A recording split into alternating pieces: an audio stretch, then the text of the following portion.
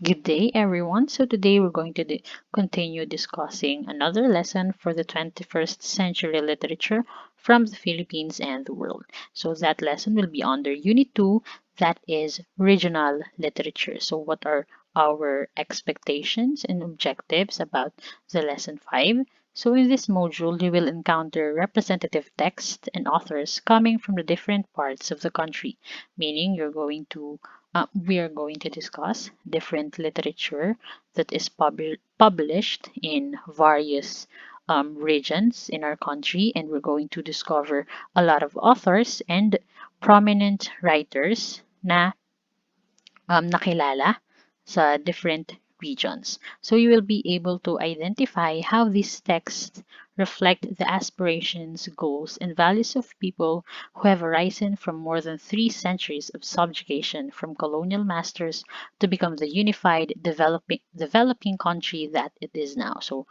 we're going to discover not just only the literature and the author per se, but also the reasons and their motivations sa paggawa ng mga literatures at paano sila nag-come up sa mga ganitong uri ng literature or creative writings.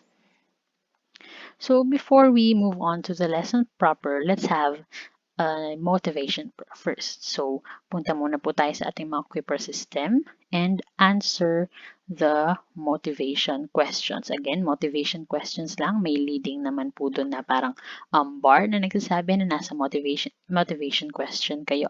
So, this question is a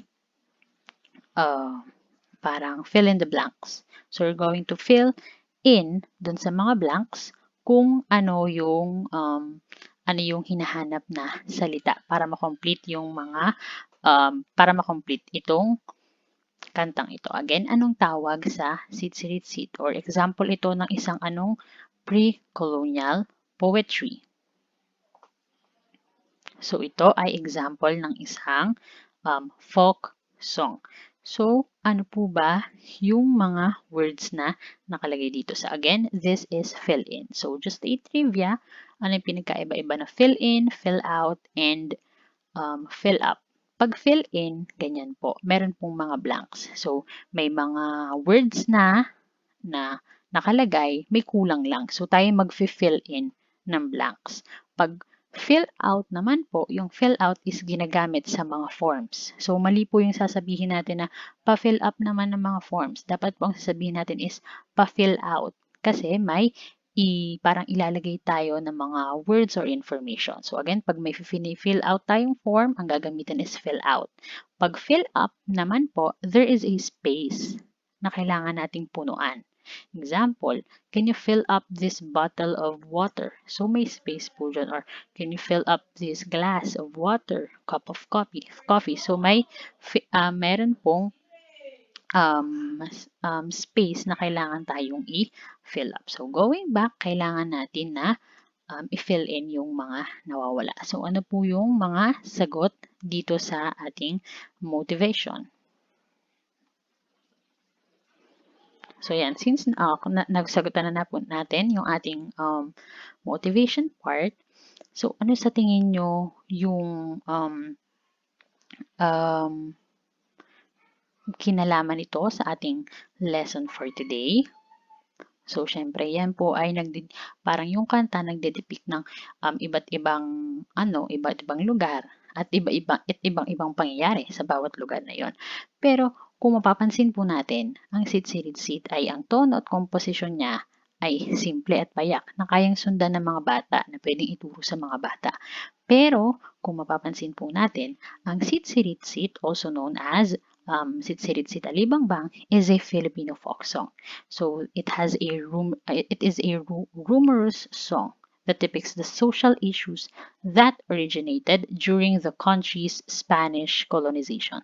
So, ibig sabihin po nito, may nakatago pa pala pong meaning behind the song or the folk song Sit-Sirit-Sit Alibangbang. So, may mga social issues po na nakatago behind the Sit-Sirit-Sit Alibangbang. So, sa tingin, unahin po natin yung first, nasa first part ng table or first box. So, sit-sit-sit, alibangbang sa laging to, sa lagubang. Ang babae sa lansangan, kung gumiri, parang tandang. So, sa tingin niyo po, ano po yung social issue na nabanggit or pinapakita doon sa first frame or first box? So, it is about parang prostitution. So, prostitution, ang babae sa lansangan kung gumiri, parang tandang. So, ang issue po or social issue na binabanggit dito ay about prostitution. So, yun kasi mga social issues daw na nabanggit dito is parang kung ano yung social issue or contemporary issue na nangyari during the Spanish colonization. So, ito naman po, mama-mama, mama-mama, namamangka, pasakayin yaring bata. Pagdating sa Maynila, ipagpalit sa manika. So, it has a rhyme or meron pong rima. Anong social issue po ang nabanggit dito? Pasakayin yaring bata. Pagdating sa Maynila, ipagpalit sa manika. So, ito po ay child trafficking or human trafficking. So, yun po yung pagpapalit. Yung mga bata is pinagpapalit for labor or parang ginagawang slave. So, yun po yung nangyayari noong una. Ito naman po, ali-aling namamayong pasukubin yaring sanggol. Pagdating sa Malabon, ipagpalit sa Bagoong. Ano po ang social issue? Pagdating sa Malabon, ipagpalit sa Bagoong. So, anong social issue? Ito po ay abortion. So, makikita mo natin, di ba, parang yung sanggol, pagdating sa Malabon, ipagpalit sa bagoong. Saan po ba nakalagay yung bagoong? Di ba po sa parang glass, bote. So, di ba madalas nakikita natin sa mga ano, doon po nakalagay yung mga fetus. So, yun po, it is about abortion. Again, kung katulad sinabi ko dun sa folk song, di ba ito yung nagde-depict, very simple yung tono and composition nila, pero may meaning at nagre-reflect sa buhay no. So, yung buhay dito, mga social issues po. Ginamit yung folk song para maipakita yung social issues na nangyayari noon. Again, ano nga po yung tatlong social issue na nabanggit sa Sitsirit Sitalibangbang? Okay, that is prostitution, child trafficking, and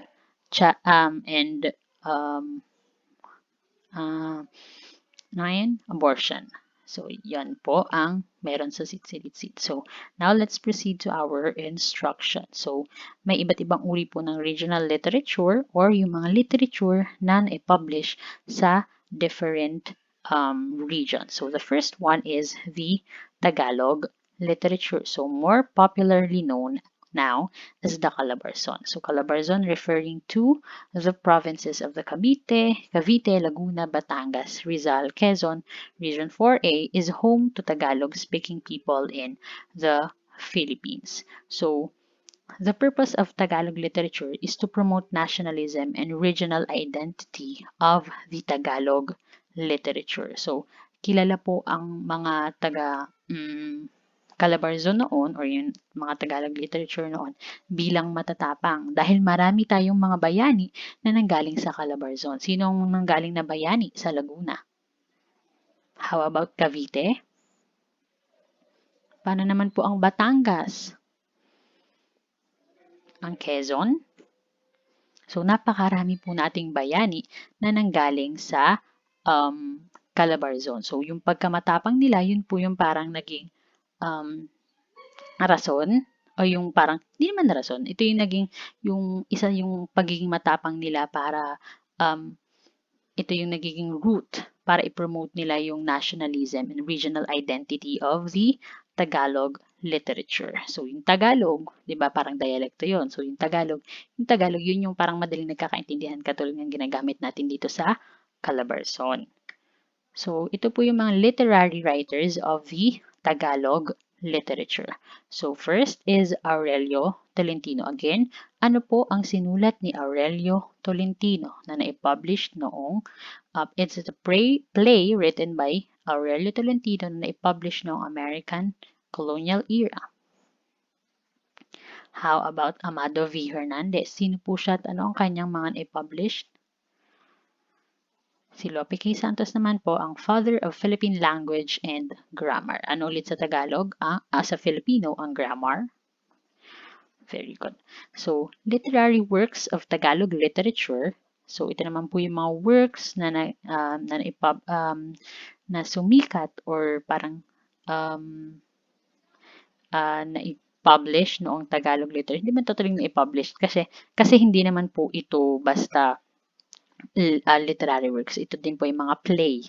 So, recreational play, this is the balagtasan, karagatan, at duplo. Sa tingin nyo po, mula pa lang dito sa balagtasan, ano po ang tungkol sa mga works na ito parang nangyari noon at nangyari noon sa Tagalog literature? Ito po ay tungkol sa mga debate.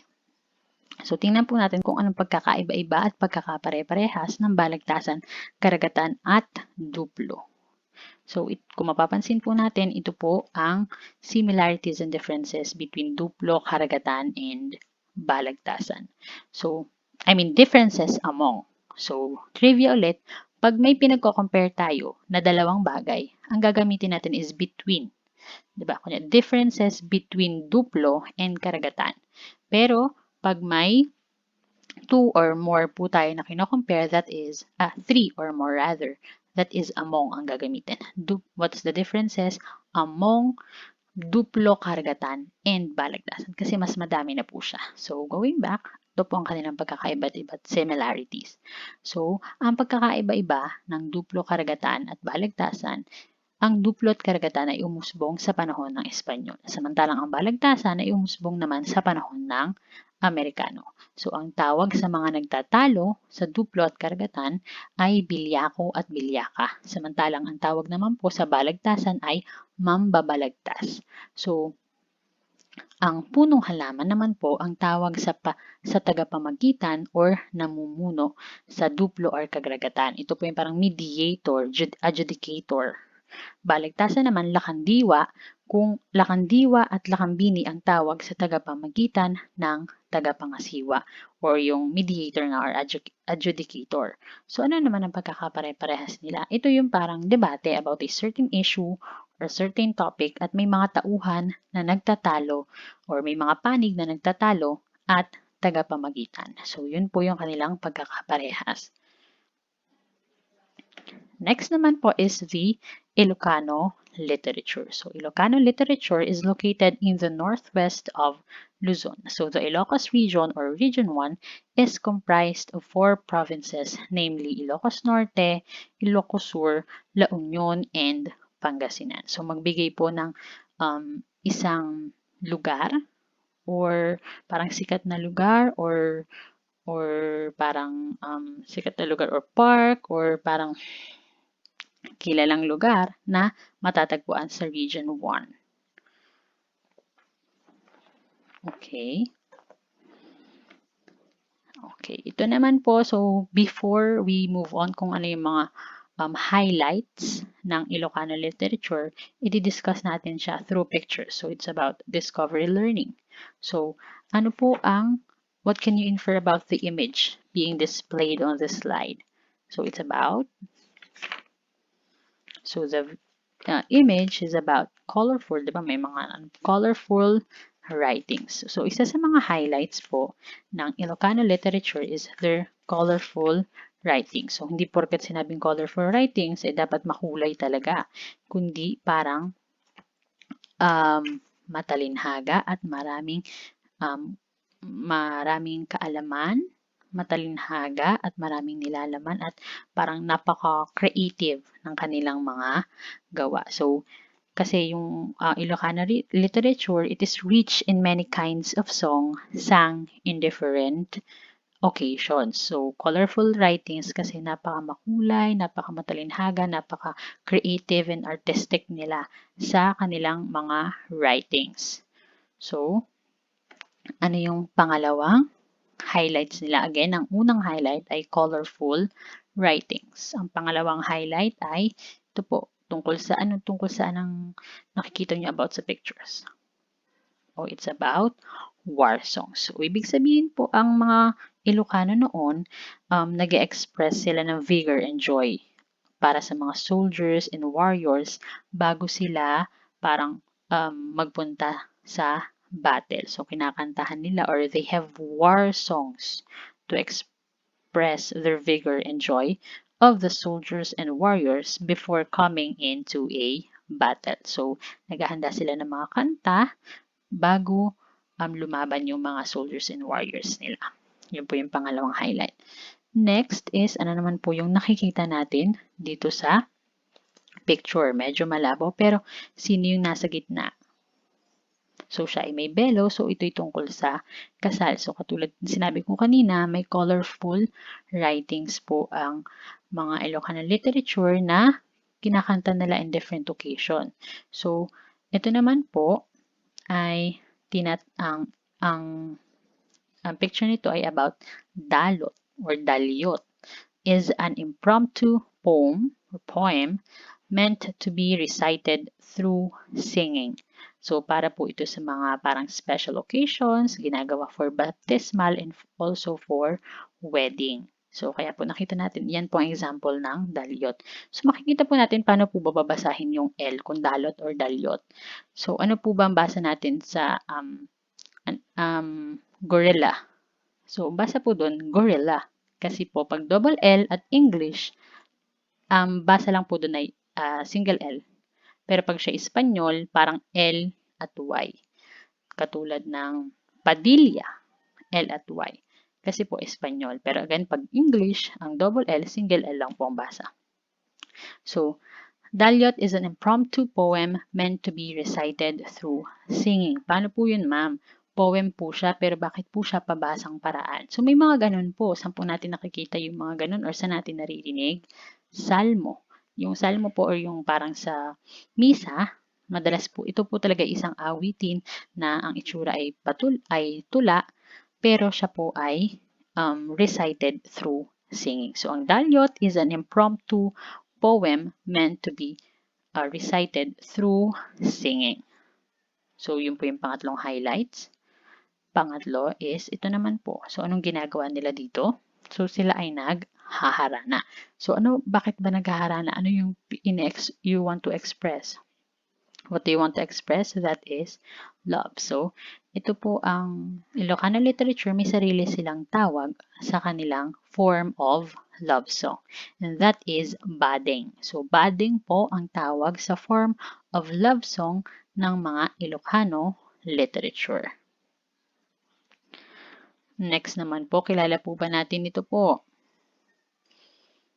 Siya po si Lamang. At ito ang ano nga po ang tungkol saan ang kwento or ano ang prose narrative ng kwentong Biag ni Lamang. Siya po ay isang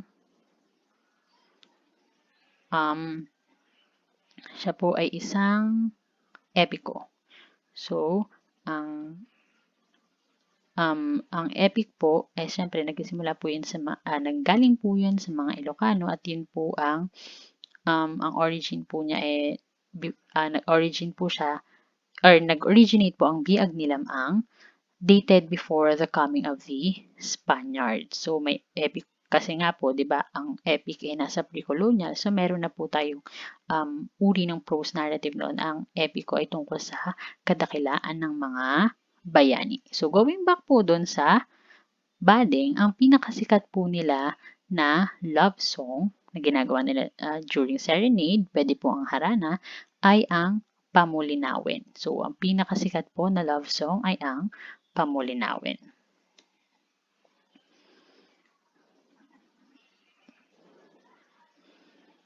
So, again, these are the 6 highlights of Ilocano literature. Colorful literary writings, war songs for the warriors and soldiers before coming to a battle, dalyot, an impromptu poem meant to be recited through singing. It is sung on special occasions such as wedding and baptismal. The badang is their own form of love song and the Pumalinawen is the most famous badang of Ilocano literature. Next is Biag ni Lamang is the famous Ilocano epic. So, yun po ang highlights ng Ilocano literature. So, dalawang regional literature na po tayo. And the next po, ito naman po ang mga literary writers of the Ilocano literature. So ito yung mga sikat at malaki ang naimbag na authors and writers sa literature ng mga Ilocano. So the first one is Isabelo de Leon. He is considered as the father of the Philippine folklore. Next is Leona Florentino, the mother of Philippine women's literature. Third one is Pedro Bocanig, the father of Ilocano literature. And Manuel Argilia. Argilia, author of How My Brother Leon Brought Home a Wife. So, parang sa mga susunod po nating discussion, papakilala po natin sino si Manuel Argilia at ano po yung How My Brother Leon Brought Home a Wife. Ito po kasi yung mga sikat talaga na pinapabasa or literature pag pinag-uusapan ng Philippine literature. Kahit po high school tayo, maaari pong na-discuss po natin ito. At sa college po, pag Philippine literature, ito po yung isa sa mga nagdi-discuss talaga. So yun. Next is the Hiligaynon literature. So Hiligaynon literature is the Visayan culture and the tradition that became the inspiration of the Hiligaynon writers in most of their writing. So again, Tagalog literature is for the Calabarzon. Ilocano literature ay para naman sa mga taga Region 1. Ang Hiligaynon literature naman ay for Visayan culture and tradition. So, ito yung literary writers nila, literary writers of Hiligaynon literature. So, nagkamali lang po. So, the first one is Flavio Zaragoza Cano. So, siya ang tinuturing na Prince of Visayan Poets. At sinulat po niya yung The Rhymes. So, ang kanyang sinulat ay ang The Rhymes. Next is Serapion Torre, who was known as the first king of Hiligaynon novel. And the last one is Magdalena Halandoni, who was one of the most prolific Filipino writers. So, isa na po siya sa mga pinakakilalang Filipino writers.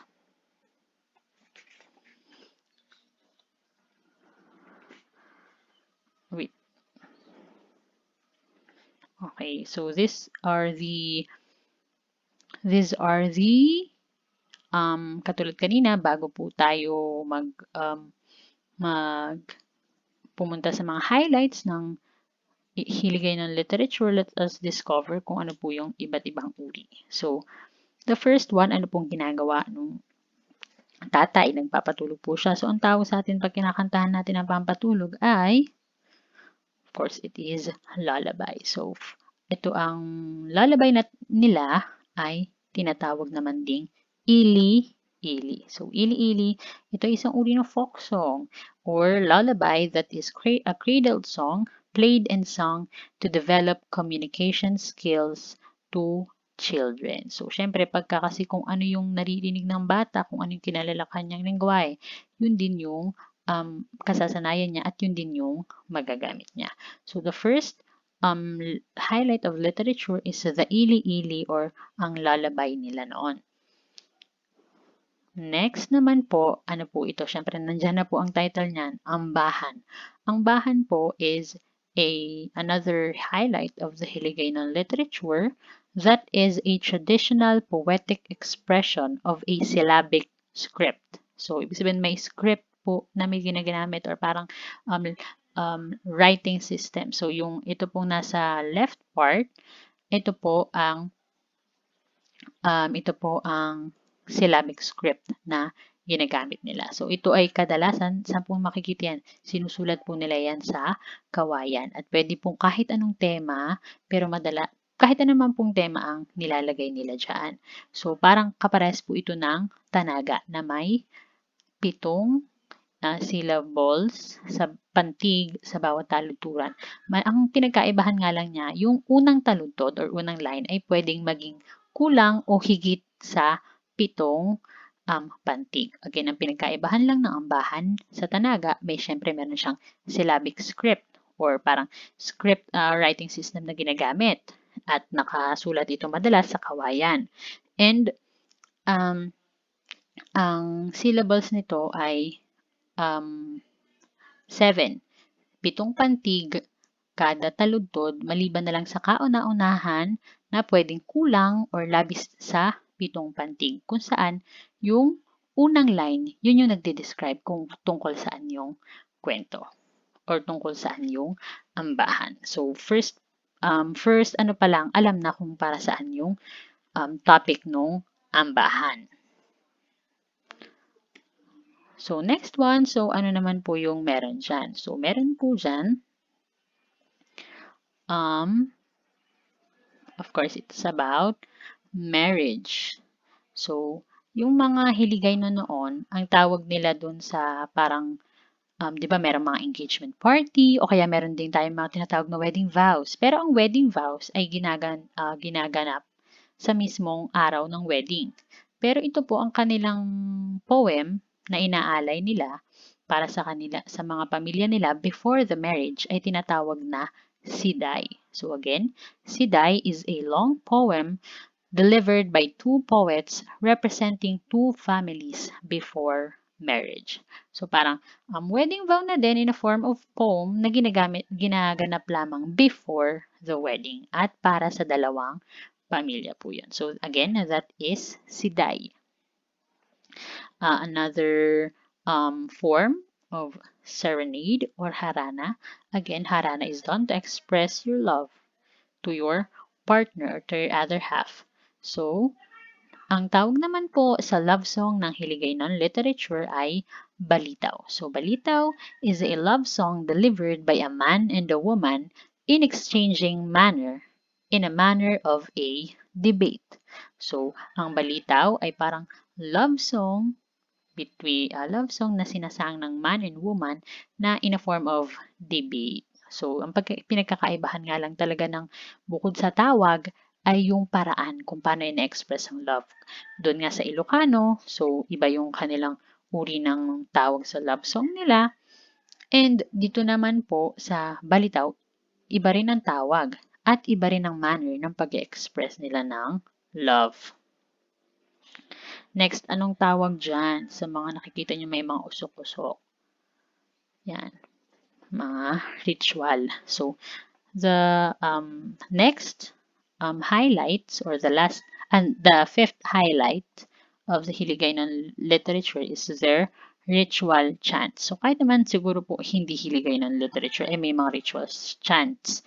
Pero, ito nga, parang nakabase sa kanilang kultura at pananalita. So, yung mga ritual chants nila is delivered by healers or yung tinatawag nating albularyo to please diwatas, anitos, and other supernatural beings in exchange of the grant of their wishes such as good health, peace, and good harvest. So again, yung mga ritual chants nila ay delivered by the healers para i-please na yung mga diwata, anitos, at kung ano mang mga pinaniniwalaan nila para mabigay yung kung ano man yung gusto nilang kahilingan.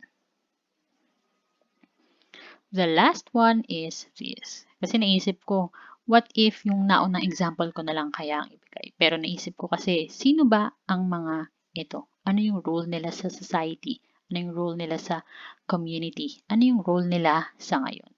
Bukod sa profession ng bawat isa na nasa picture, sino pa ba sila? Ano pa ang pwede natin itawag sa kanila? Flight attendants, firefighters, policewoman, policeman, doctors, nurses, engineers, and the teachers are also and can be our modern heroes. So, yun po, hindi lang naman mga folk heroes or yung mga lumilipad may supernatural powers ang may tuturing na hero. Pero yung may malaking ambag sa society ay pwede rin po nating matawag na heroes. Kaya po yan ang ginamit ko.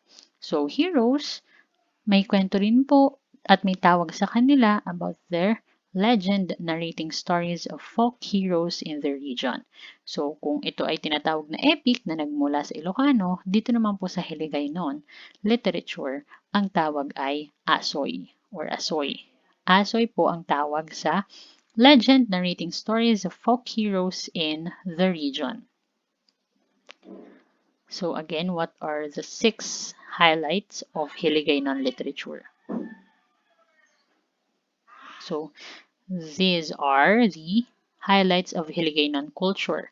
So, ili-ili or lullaby, again, it is a cradled song played and sung to develop communication skills to children.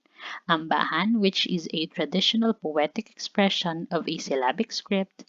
Siday, a long poem delivered by two poets representing two families between marriage. Balitaw, which is meant to be a love song delivered by a man and a woman in exchanging manner of debate. Ritual chants delivered by healers to please diwatas, anitos, and other supernatural beings in exchange of the grant of their wishes. Asoy, legend narrating stories of folk heroes in the region. So, next one ay ang Cebuano literature. So, napakaikli lang po ng Cebuano literature. Cebuano writers began using the form of literature to wage their propagandas and to express their thoughts about betrayal of hopes and concerns about the Americans' restriction on freedom of expression. So, ibig sabihin, nagkaroon ng parang pagsisiklab ang mga Cebuano noon, Cebuano writers, dahil sa suppression nila ng mga Americans noon. Parang suppression nila sa freedom of expression ng mga Cebuano, Filipino writers noon, hindi lamang sa Cebuano writers. So again, ano po yung play written by Aurelio Tolentino na nagdi-discuss about the suppression done by the Americans to colonize the Philippines. Very good. Yun po ay ang kahapon, ngayon at bukas.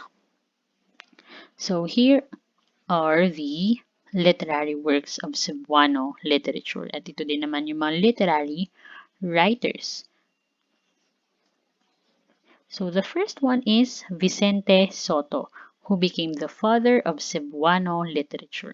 So, ang pinakasikat niya pong work ay Maming. So, it is also the first written Cebuano literature. Kaya kauna-unahang Cebuano literature ay ang Maming. So, aside from literary writings, ang suga appeared to be the medium of publication of the Cebuano writers. Again, ang suga ang medium publication for the Cebuano writers. So, writers continued writing articles and literary works explaining the meanings and values of the influential colonization of Americans in the country. So, themes talking about love, freedom, and religion, nakakapture sila ng heart. Nakapture nila yung heart ng mga Cebuano writers. So, in 1991, Ernesto Lariosa, nakasulit po dyan, received a grant from the Cultural Center of the Philippines for introducing social, sense, sound, and story in the Cebuano poetry. So, nakatanggap po siya ng Cultural Award for a grant for introducing the 4S, social, sense, sound, and story in the Cebuano poetry. So he uses strong metaphors in his poems and other writings. Pag sinabing metaphors, matalinhagang salita, hindi direct na sinasabi. So, yun lang po ang para sa Cebuano literature. Next naman is the Maranao literature. So, Maranao literature is greatly influenced by Islam as their religion.